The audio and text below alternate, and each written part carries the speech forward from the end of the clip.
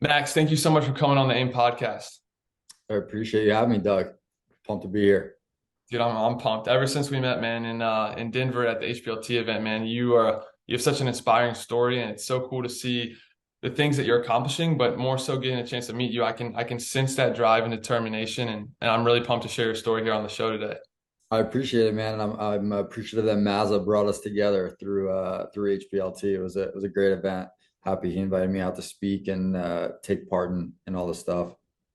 Absolutely. No, it's a great event for sure. He brings together some really incredible people that, buy into this vision of just like maximizing your life. Like how, what are you willing to do to accomplish what you want to accomplish? And when you can surround yourself with people that have a very similar mindset, I think it's really powerful.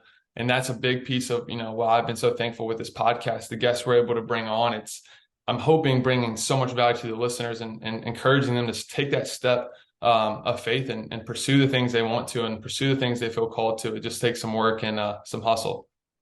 Totally. I mean, yeah, I think I've kind of fallen into it, but I think a lot of people think you fall into stuff by mistake, but typically it happens because you've been building up doing other stuff or something you didn't imagine to happen. So it's definitely like you said, it's a big hustle. I love it, bro.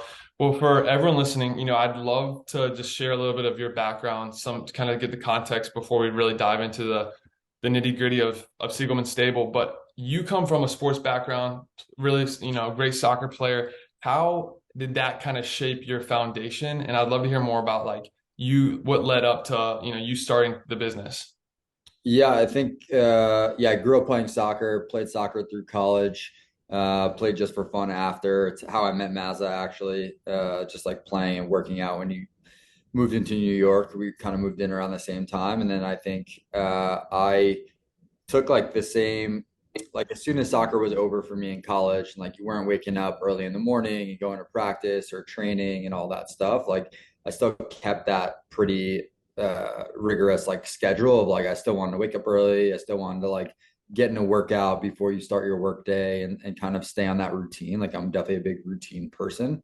And instead, I think it was like 2014 or 15, I moved into New York City. And like it's always been the like networking events where you go out and you get a drink or you go get a steak and you entertain at dinner. It was like that moment in culture where like people started taking people to like workouts, like class workouts, to network.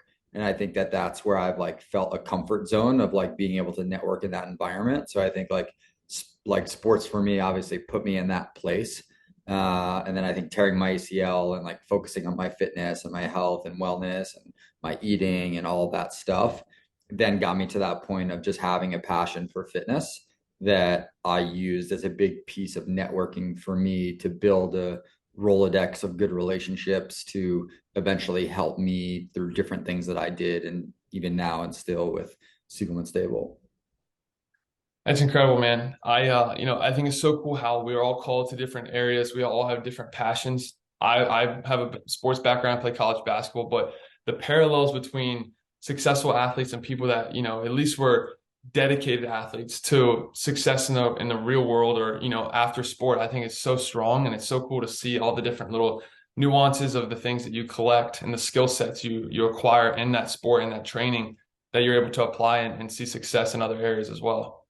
Yeah, I mean, I think it's like the automatic like commonality or relatability that like you have that bond with the person, even if you met them 30 seconds before you start working out together. And you kind of already have that rapport, you already have the similarity and that thing in common. And then that just helps build that foundation of a potential relationship or networking opportunity.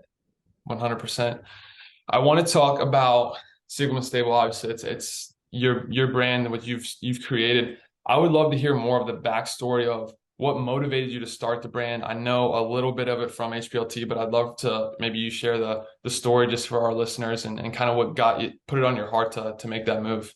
Yeah, it happened by mistake, kind of. So my dad is a racehorse trainer. He did it even before the 80s, but in the 80s he started his own racing stable and started training horses for different owners or different groups of owners before owning even a piece of his own, but always kept training for other people. And throughout him training, and that's how he made a living and supported our family. And my mom worked as well. Like that, he always opened up his racing stable to different programs, whether it was for inner city youth programs in like underserved communities, or equine therapy for veterans or kids with special needs or anything like that. So it was more than just a racing stable. That was how he made his living, but also gave back to different communities in different ways to give people the opportunity to see horses in person, learn horsemanship, and go through equine therapy to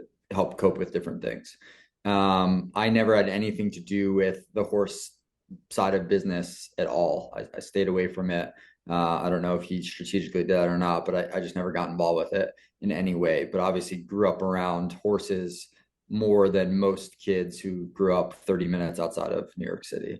I think the typical response, if you ask most of my friends growing up what their parents did, they were doctors, lawyers, worked in finance, like the typical suburban type of answer.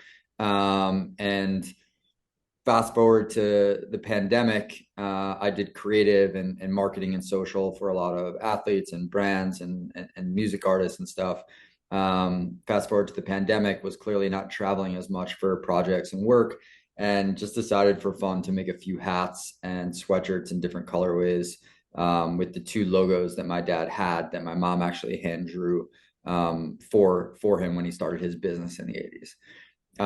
My intention at the moment was just to remake a look of a hat that he had made in the 80s that I had like one that was left. And then using the graphic that was on a jacket that my grandpa's name was embroidered on a sweatshirt in a few different colors, and really just make them with a whopping $400 or so for like myself and my brother and my parents and family and friends that wanted them, with no intent to sell it.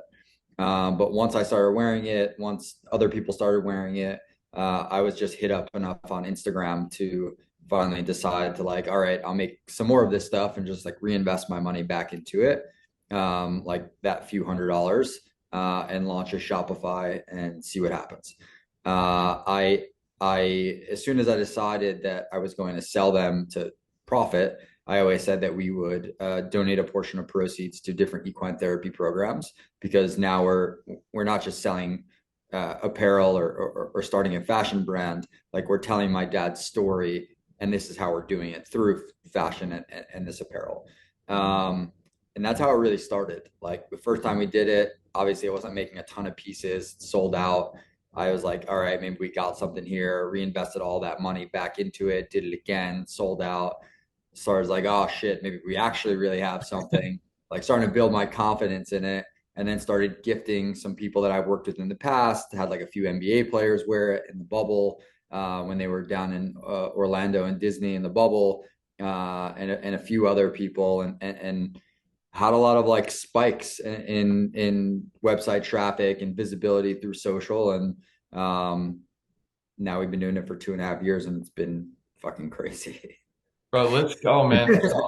Congrats, dude. That's no easy feat. And we've been fortunate to have different entrepreneurs on the show from so many industries. And you're pretty unique in the way you're attacking and building this brand. It's a special brand. And it's so cool to hear the roots that are, just driven from family, and like the values that you guys have built your lineage on. Like, it's so cool. And I think you guys stepping out and really prioritizing and making it known that you guys give back and have a reason for what you do, I think is really, really important, and makes it that much more special.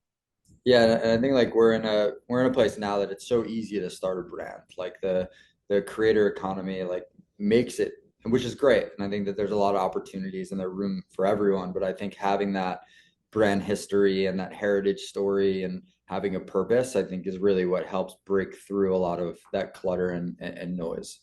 100%. That's incredible. Now, before you said you kind of stumbled into by accident and then you started to kind of gain momentum.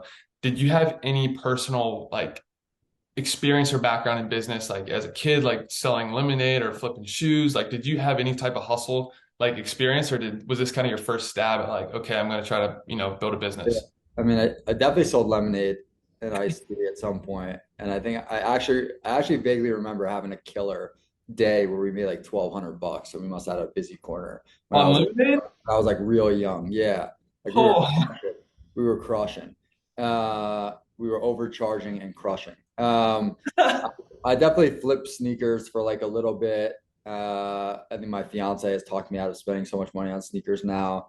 Um, but yeah, I mean, my senior year of college, I started an app called Rouse Social that was like one of the first fan-facing social aggregation apps with my best friend from high school's older brother, who was like early into like the website business and had like made websites for like Paris Hilton and like Hot Sauce, the street ball and one player.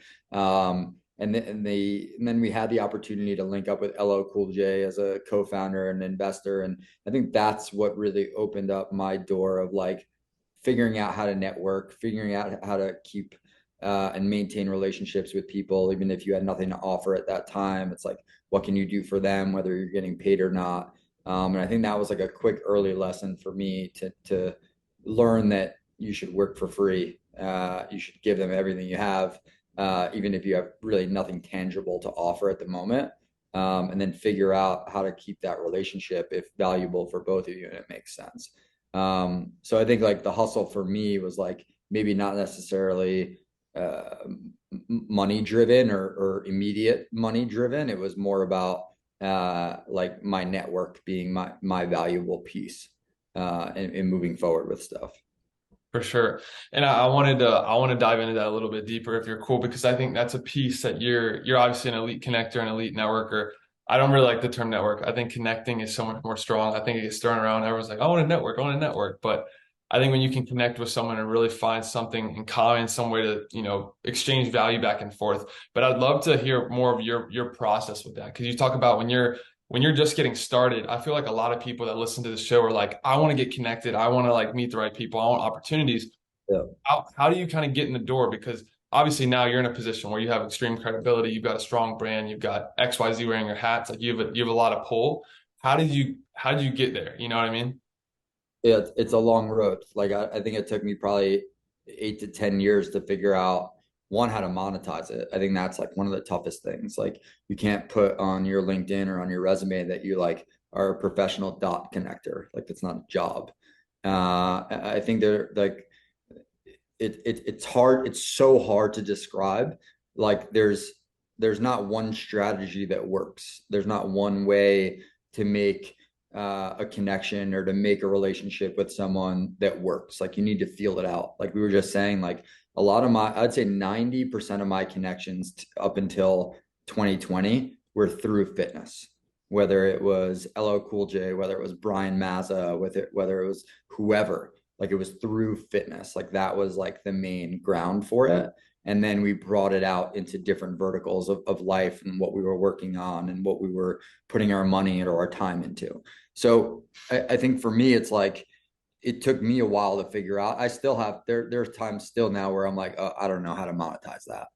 But I don't, but I think the right mindset, like if your first instinct is like, how do I monetize that? It's not for you.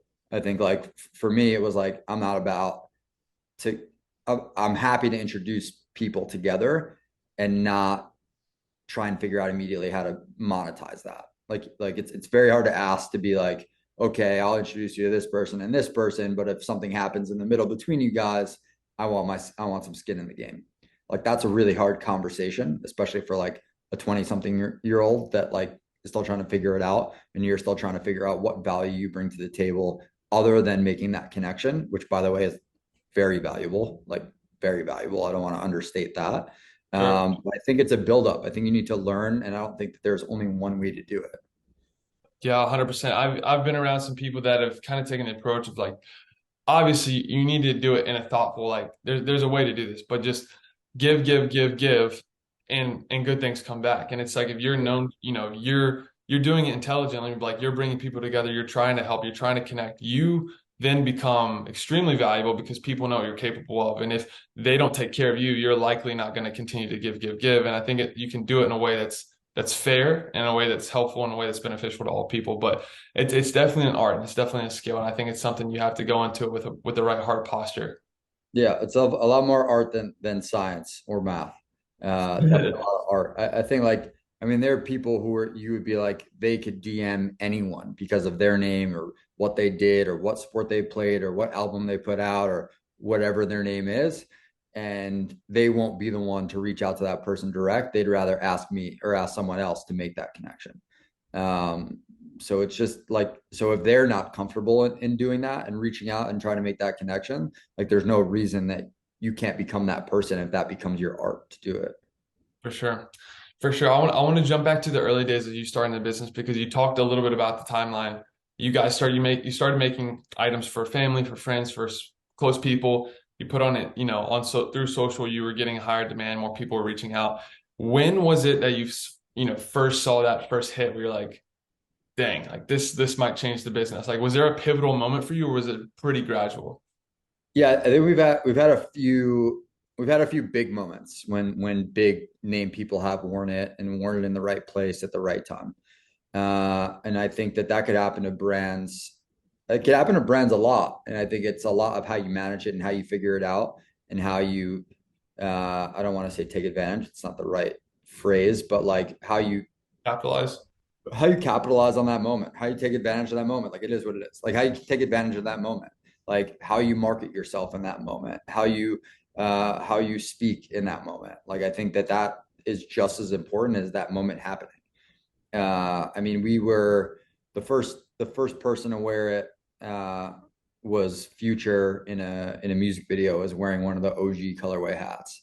One for me, like my number one artist, just a music I listened to, so that was like amazing personally for me. Two, like all I did when putting Siegelman Stable together in my studio apartment in pandemic was watch Future music videos. So for like that to be the thing, I was like, wow, that's fucking sick. Um, so I think it's like that's a motivational moment. Future is obviously Future and a big name and a celebrity and music artist. And then a few months later, Kendall Jenner wore it at Paris Fashion Week. Obviously, a huge name and star to wear it. So we've had some like really amazing moments, and we've been super strategic in how we try and capitalize or figure out those moments or market those moments or make those moments last.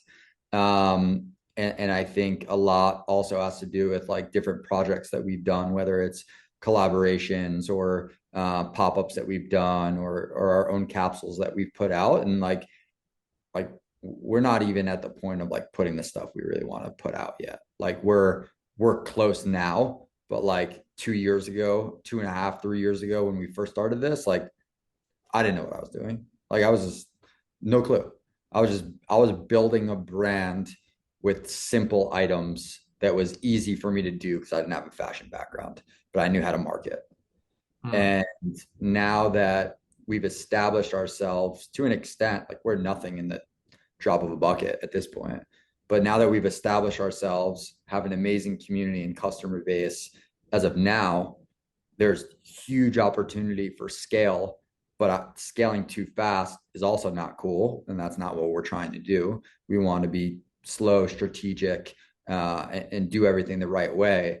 But in terms of like the stuff that we want to put out and the stuff that we've been working on behind the scenes and our own cut and sew stuff and like really dipping our toes into fashion, like we're not even there yet, which is the most exciting part of it.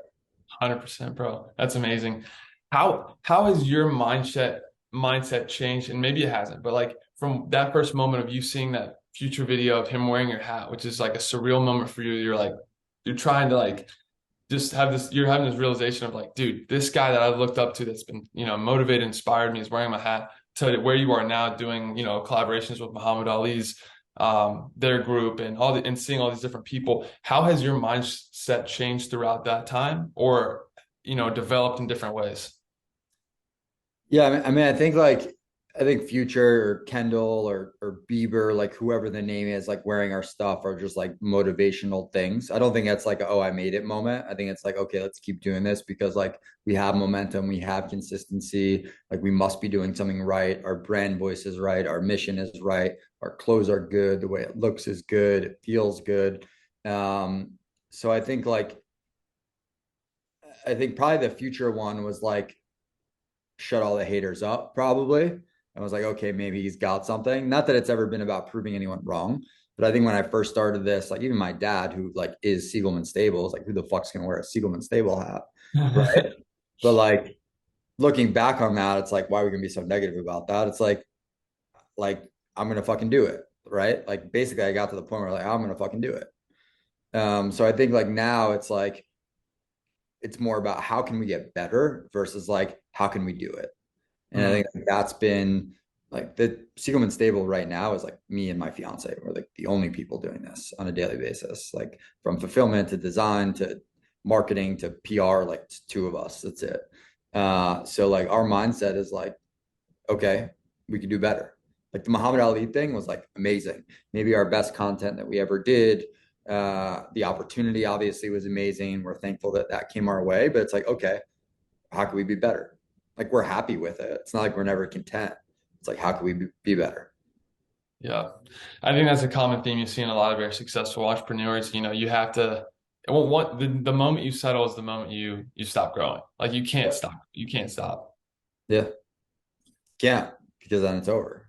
Then it's over, right, dude? Yeah. What How has long been, can you sell, and how long can you sell the same stuff for? Like you could, maybe, but like it's also like we still know that we could take it much further.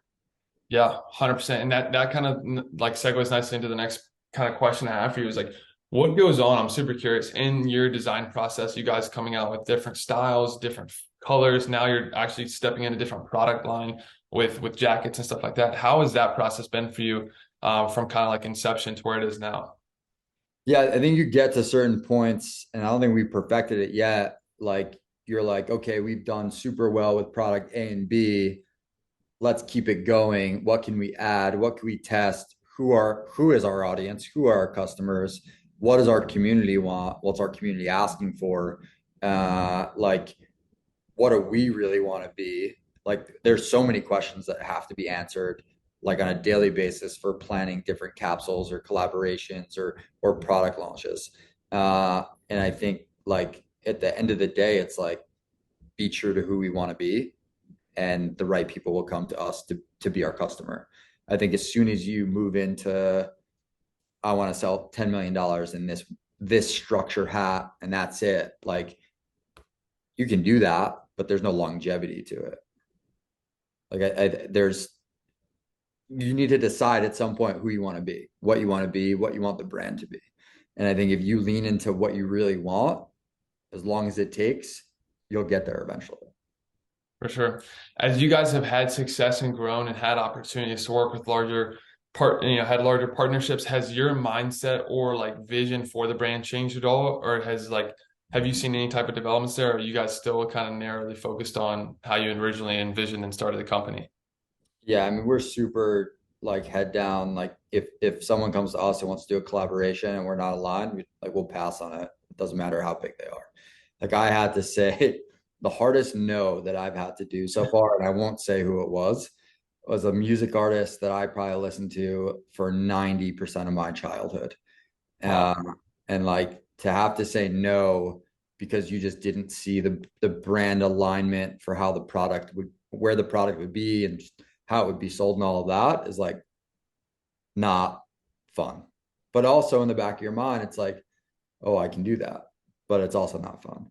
So I think it's just like we are we're still so young, right? Again, like we're still a drop in a bucket. Like we're still so careful about how we align our brand, who we align it with, and like what we're doing from a product perspective and where our product lives, that like you can make one wrong move and like that's not that's going to be a bad look for you and could turn your business into or move your business into a way it shouldn't or you don't want it to be. So 100%. That's interesting. I have full respect that you take that much, caution and care with those decisions. I think right now we live in a world where the power of social media is so strong that smart brands are aligning with other brands and doing partnerships to kind of gain access to their communities, their customer base. With you guys specifically, because I know you guys have a very distinct vision. What goes into a good partnership for you guys? Obviously, you can use examples or just talk, big picture here. Like you guys had an awesome partnership with Muhammad Ali setup, but like what goes into it for you guys to make sure there's a good alignment, but also value for the brand? yeah, I think the first thing is like the responsibility that comes with having a brand that's your actual name. is like a lot bigger deal than if I just started a brand and called it whatever, right? So there's a lot more responsibility and thought that goes into how I align my name with brand X that we'll do something with. I mean, the Muhammad Ali one is a great example, right? It's like we could tell, like Muhammad Ali is like untouchable name, right? Like to me, it's like an untouchable name. If you go anywhere in the world, 99% of people that you talk to and you say the name Muhammad Ali, one will know it, and two will have 110% positive things to say about him as a human being. So that alignment is easy, right? I think the next piece of that alignment is like why. And for us, the why is like he had one, he's from Lexington, Kentucky, which is like horse capital of the world, and had strong relationship with horses. And we hope that, and we think that we told that story pretty well through our content that we created. And we even went to his estate in Deer Lake in Pennsylvania and shot our content for the campaign there. Another example, I guess, would be well, a totally other side of the spectrum is what we did at Super Bowl with Johnny Walker Blue and Don Julio 1942. So all of a sudden, you're going to align yourself with liquor brands, but you're aligning yourself with two basically luxury liquor brands that have heritage, have been around for a while, are looked at as the top shelf liquors, and completely aligned with luxury. And I think that's where we see ourselves, whether it's today, tomorrow, or in a year, at that point as a top shelf luxury brand. So I think all of those things play a huge part. So number one, brand alignment, two, storytelling, and three, can we tell that story together that's cohesive and makes sense? That's amazing. No, that totally makes sense. And I'm sure it's easier said than done a lot of times, but when you nail it right, it can be a really powerful lever for the business just to continue to grow, expand, and obviously bring value to your customers. Yeah. Yeah. I mean, definitely a lot of thought goes into it. So yeah, it's sometimes not as easy as said or done. For sure. I think one of the coolest things about some of these episodes been with founders is like if they're comfortable sharing vulnerability of like the lessons they've learned. I think it's so cool to have that experience to then help others with. And I was just curious, are there any specific lessons that kind of jump to mind for you as you've built this business of, things that you've learned either about your character or about business and entrepreneurship that you could be willing to share? Yeah, I mean, probably the top two that come to mind is listen to outside noises, but take it with a grain of salt and question everything. I think as you see positive or upward trajectory, a lot of people will come out of nowhere and start giving you their opinions and what you can do better and what they think that they see in the business in the future, what you should do now to help scale or whatever. But like no one knows everything, especially if someone just has money and they're like, I'll give you this, but they've never proven themselves to build something, and then all of a sudden you take their money and they're trying to tell you what to do. Not from personal, I'm just saying in general. But I think you should question everything.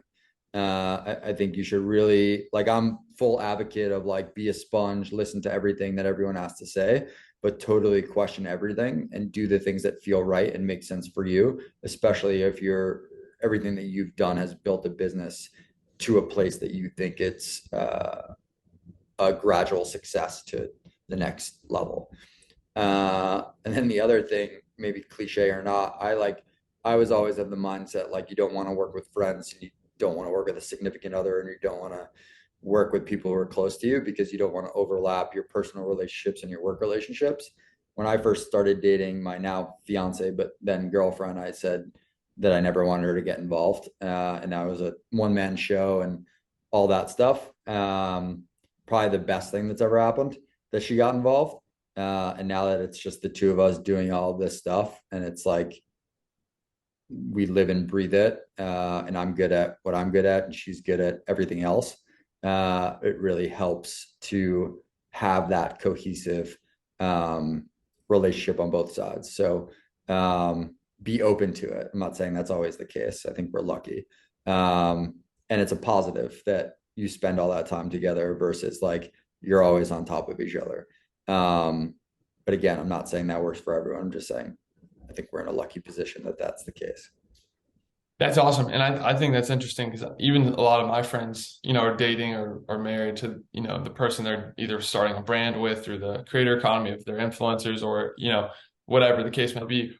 In your specific case, like what have you guys seen has been like successful tactics to either have like that work-life balance or just like set up boundaries to like maintain that relationship, but also be able to like lock in and like, let's go build this thing.